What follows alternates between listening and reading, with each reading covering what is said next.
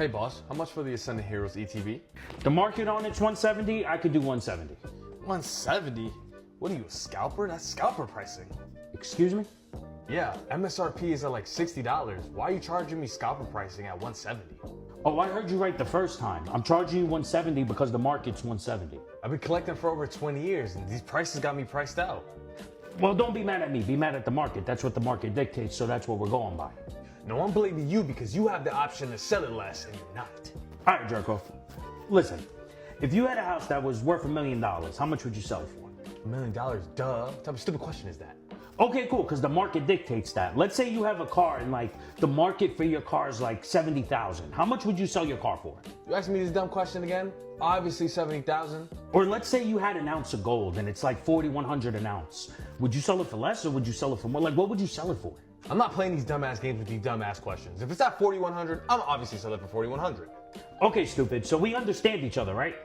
No, I don't get it. Like, what are we talking about right now? If there's a market price set for something, then objectively speaking, it should be sold at the market price. You, me, and everyone else would do the same thing. But come on, bro. It's Pokemon. Well, Pokemon has a market for it. So if you take your stupid little feelings and put them back in your pocket and start using here, because, you know, I think we're on the same page if you use here and stop using your feelings. You know what I'm saying? Come on, bro. Me and my 5-year-old, we really want to rip Ascended. Your 5-year-old wants to represent it. You know what? I'm gonna do you a solid. Give me $60. But for your 5-year-old, give me $60 for the ETB. You would do that for me? No, I wouldn't do that for you. Your 5-year-old just wants to rip some packs, you fucking jerk off. Get them fucking perfect order. They'll be just as happy. Ugh, there's no money in perfect order. I thought this was for your 5-year-old. I do a little flipping on the side. Right. Flip your ass out my store. Get out. All right, so honestly, that's a fantastic video, and there's kind of 3 things I want to go ahead and talk about the current Pokemon hobby, where it's at, and how we can go ahead and relate that video to this. But okay, so there's 3 things. First of all, do you guys remember whenever we started with the Pokemon Bull Run, and for the most part, everyone was kind of criticizing these Pokemon shops who were selling at market, you know, not the regular brick and mortar card shops that were selling at MSRP or close to MSRP, but everyone was pitchforks, fire, whatever they want to call it, and they were hating on these fucking card shops that were selling at market. However, have you noticed now that it doesn't matter? Like, that doesn't even matter. No one's really talking about it anymore. That is the status quo. All these car shops that are opening up, basically you're really asking yourself 2 things.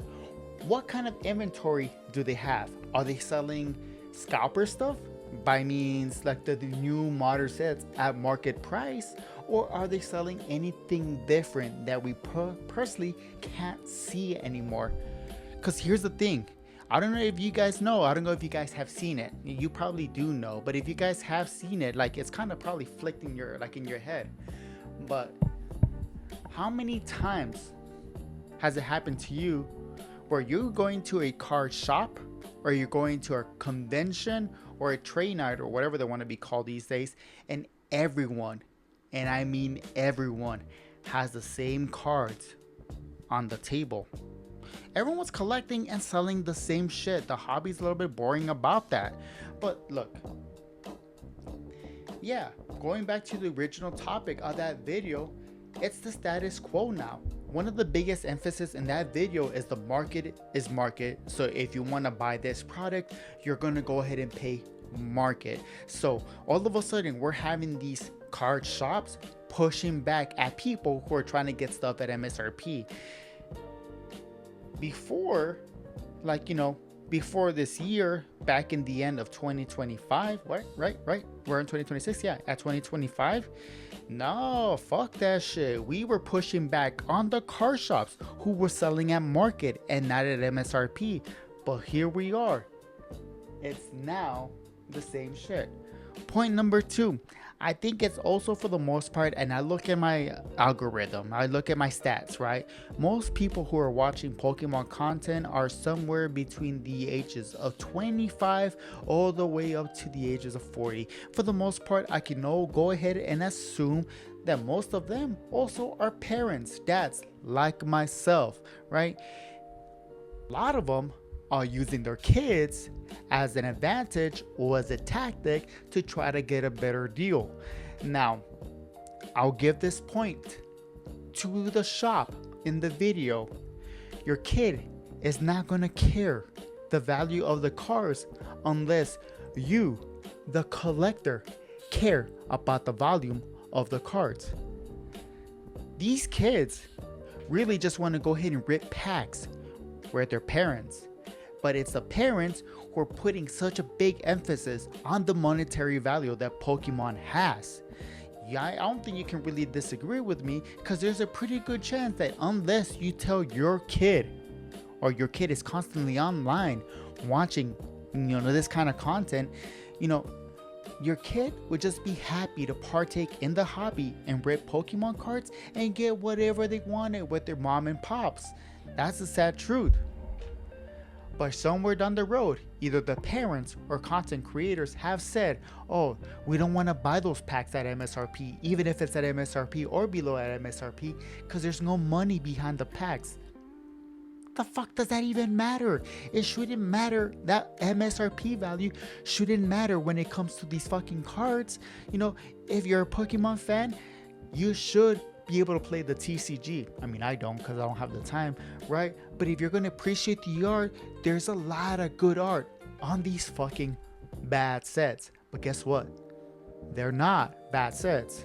We just got bad collectors.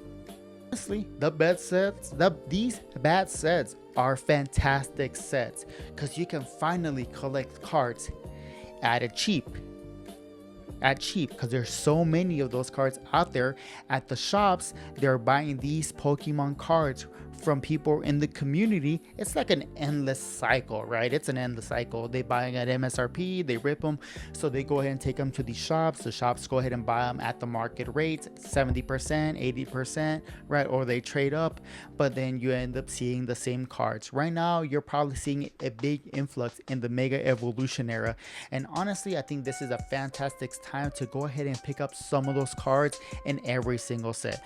Look, Perfect Order, Chaos Rising, and Pitch Black are great sets whenever you peel back. Don't look at the monetary value and look at the art. We're having Pokemon that were probably not your fan favorites, because everyone always uses the Gen 1 Pokemon or the legendaries and their playthroughs, and the only ones that really appreciate certain Pokemons are people who end up playing like Nuzlocke and stuff like that, who have to try a Pokemon that they don't want to in their team, and then they found out surprisingly that they are good. That's what happened with me with Magneton. Magneton ends up being one of my favorite Pokemon just because it carried my playthrough through Pokemon Legends Arceus, right? Carried it. I've been doing Fire Red. Gloom is carrying my team. That's a tank, right? Whenever I was doing Scarlet and Violet, Iron Treads, Paradox Pokemon were fucking fantastic. It just sucks that we got locked. Those Paradox Pokemon weren't given to us till the late game, to the end of the late game. That's why Paradox Pokemon are gonna flop, not because of the bad design, but it's because we got introduced to those Pokemon very late in the game, right? But honestly, I lost my thought there, so fuck it, on to the next video. These sets are not even worth opening. The cards are all way too easy to hit and nothing has any value. These sets are so unaffordable, it's not even worth opening. The cards are too hard to hit and everything has way too much value. There is way too much product being printed. There is absolutely no reason to hold on to any of it. It is not going to increase in value. There is not nearly enough product being printed and everybody is just holding on to it because as soon as you get it, it instantly becomes more valuable. The gray borders are so ugly. They clearly should have stuck with yellow. The yellow borders are no good. They should do gray, like the Japanese cards. The illustration rares are fine, but they're so easy to pull and they're really not anything special. Illustration rares of popular Pokemon are so amazing and I will pay any price for them. Not enough people know about how great this hobby is. It deserves to be more mainstream. Way too many people have found out about this hobby. It should not have gotten so mainstream. Not enough people, way too many people. It deserves to be more mainstream. It should not have gotten so mainstream. Well, honestly, I think that video explains a lot. Yeah, I think the video explains a lot. Honestly, people will just find a way to complain and bitch about everything. Right now, everything sucks, everything is good. Back in the day, everything sucked, everything was good. They'll just find and complain about everything. But look, I think he made a solid point. Or actually, there was no points, because that video, it's nothing but solid points. Like that video, it's true. The cards in the Mega Evolution era are easy to collect. Why? Well, smaller sets, same cards are getting reprinted, millions of copies out there, hundreds and not millions of copies out there. So it's way easier to acquire the same cards. Scalpers can't flip them, so most of them are being collected by collectors. The collectors don't really want those cards, so they'll go sell them at the card shops. Right? But you can collect for cheap. You can actually collect cards for cheap. But how is that a bad thing? How is collecting cards easy and cheap a bad thing? I don't understand. Why do we have to suffer in this fucking hobby to have fun?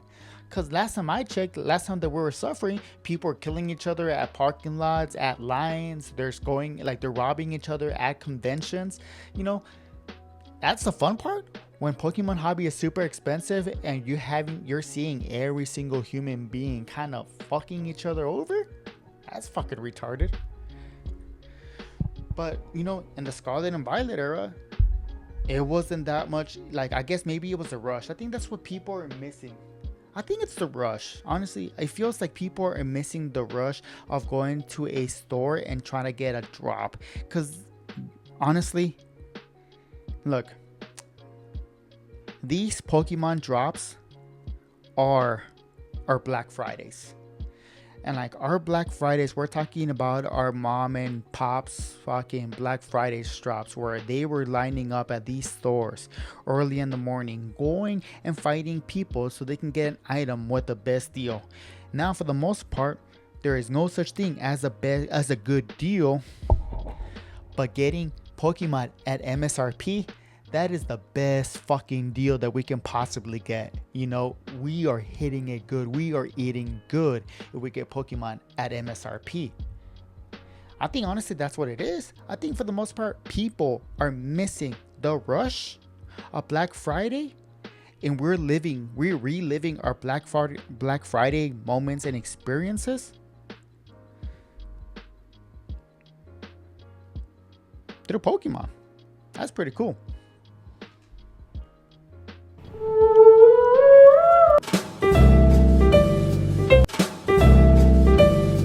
Let's learn about building a deck. Okay, How many again, continents are you there? know a lot How of many?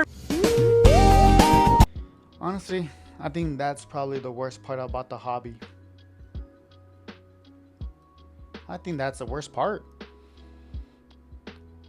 Look, to you, maybe it doesn't upset you. Maybe it doesn't make you mad. And I understand.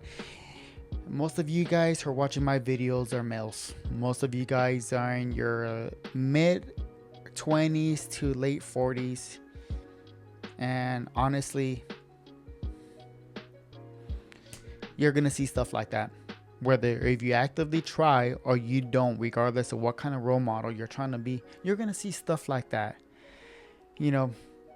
So as a parent, it might bother you. If you're a degenerate, hey, that's fine.